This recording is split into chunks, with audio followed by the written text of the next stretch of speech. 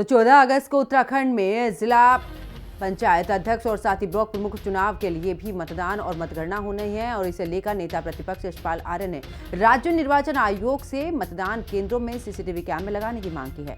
कांग्रेस का कहना है कि चंडीगढ़ मेयर चुनाव में हुआ खेला उत्तराखंड में भी दोहराया जा सकता है, इसलिए निर्वाचन आयोग मतदान केंद्रों पर सीसीटीवी लगाए जिससे चुनाव प्रक्रिया निष्पक्ष हो। देखिए, जिला पंचायत अध्यक्ष चुनाव पर मचा बवाल, मतदान केंद्रों पर लगे सीसीटीवी, बोले यशपाल। नेता प्रतिपक्ष पर बीजेपी ने साधा निशाना, चुनाव हारती कांग्रेस के लिए मुश्किल मुंह छुपाना।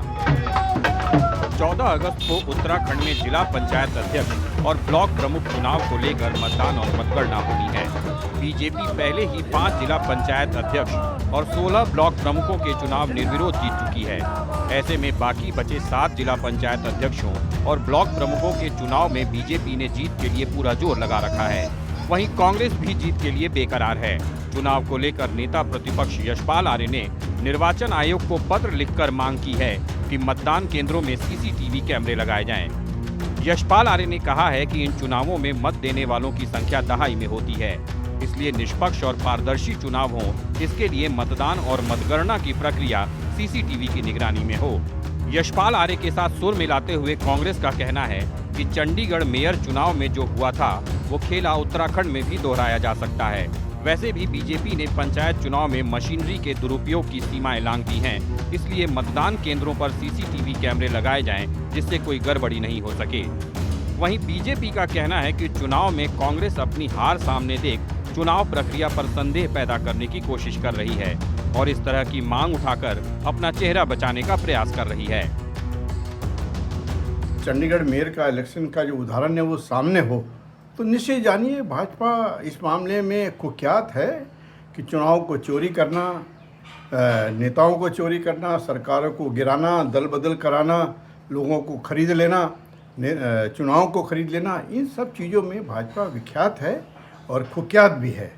दोनों जब कुख्यात और विख्यात दोनों उसके साथ जुड़े हुए हों तो निश्चय जानिए कि हेरा फेरी की और धोखेबाजी की और चुनाव चुराने की पूरी साजिश भाजपा सदैव रचती है। इसलिए नेता प्रतिपक्ष यशपाल आर्य जी ने ये बात की है कि वीडियोग्राफी होनी चाहिए जिससे कम से कम जो मसीहा जैसे अधिकारी हैं उन पर अंकुश लग सके। कहीं पर कोई गड़बड़ी नहीं, सरकार की मंशा बिल्कुल क्लियर है, निर्वाचन आयोग की मंशा बिल्कुल स्पष्ट है, निष्पक्ष चुनाव हो रहे हैं, कहीं कोई गड़बड़ी नहीं है।